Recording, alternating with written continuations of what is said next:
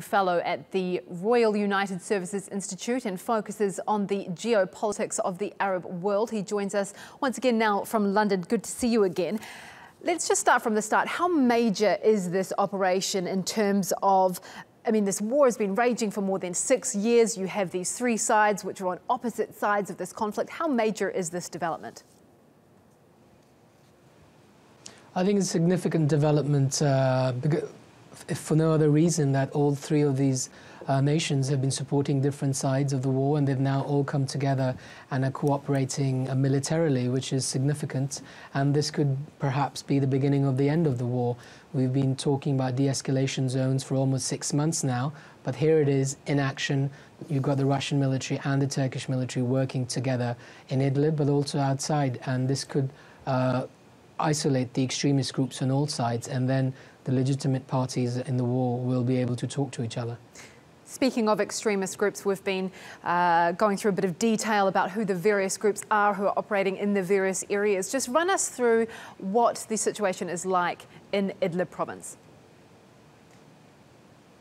It's a very confusing picture. There are multiple groups. One could even say there are at least 3 dozen groups operating there, and they change sides very quickly. A lot of them are mercenary terrorist groups that are in the pay of some other countries in the region. However, one thing that is clear now is that the leading groups are the HTS. They are going to be targeted.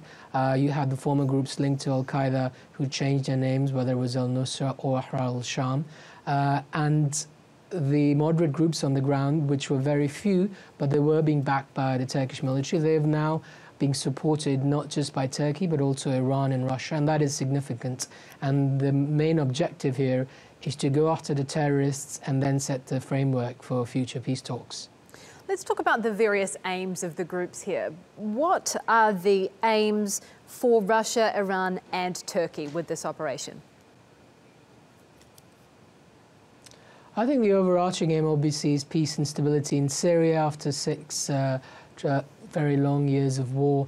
They would like to bring an end to this war, and because the outside powers, especially from Europe and the United States, did not have a solution for this, I think Turkey, Russia and Iran then took the bull by the horns and said, we will go now and cooperate on this. With this particular operation in Idlib, it's very clear to go after the terrorist groups without showing any discrimination between a good or a bad terrorist. And then once they have been decided militarily, you then set about the frameworks for political talks, which has been an ongoing process from Astana. Astana has been very successful.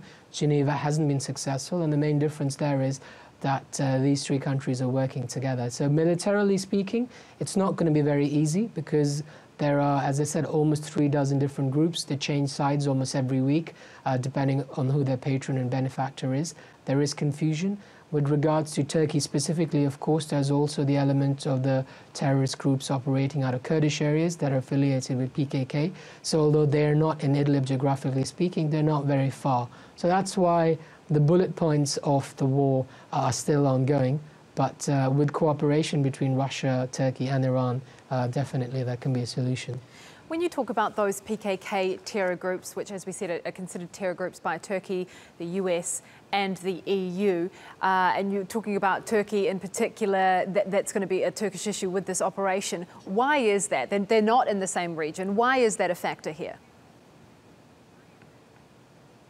I think it's a factor because a lot of the different points in the northern Syria, they are connected.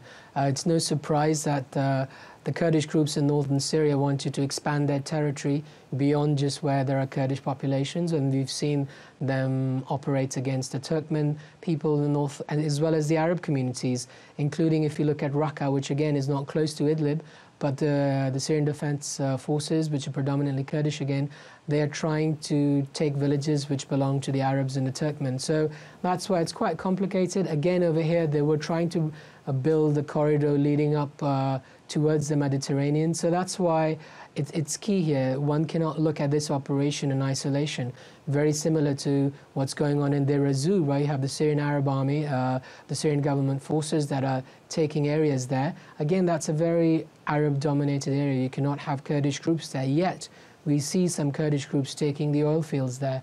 So this is why I think there needs to be coordination, and that's why what happened in the east of Syria is directly related to the north of Syria and western Syria. And with Russia, Turkey and Iran working together, one can look at a more cohesive strategy, whilst previously, especially when it came to other NATO countries, there was no cohesion in the strategy for the endgame in Syria. I realise, talking about endgame, I realise we are talking quite long term here, but where do you see the role of Bashar al-Assad in all of this? Because obviously Russia is a supporter of the Syrian regime, whereas Turkey has always been against having Assad in there as in a transitional position. So where do you see his future? How do you see that playing out? Again, I think as things stand, the Syrian president, he's very much secure in his future. People are talking about political transition, but that talk is still a bit early because as things stand, the government forces are in ascendancy and his legitimacy has grown amongst many other countries. There are at least 30 embassies now opening in Damascus. He has support from major BRICS countries like South Africa, India, China. So I think his future is secure.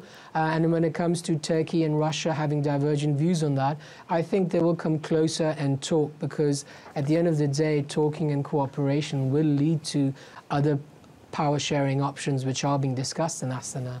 So I think, yeah, as things stand, the president is here to stay. He hasn't been able to go because militarily they're in the ascendancy, and he definitely might be an uncomfortable fact, but he does have some legitimate support, and one needs to work out the other legitimate opposition groups which Turkey backs, how they can be brought into power sharing. Absolutely, a very complicated situation indeed. That's Kamal Alam, a visiting fellow at the Royal United Services Institute, live from London.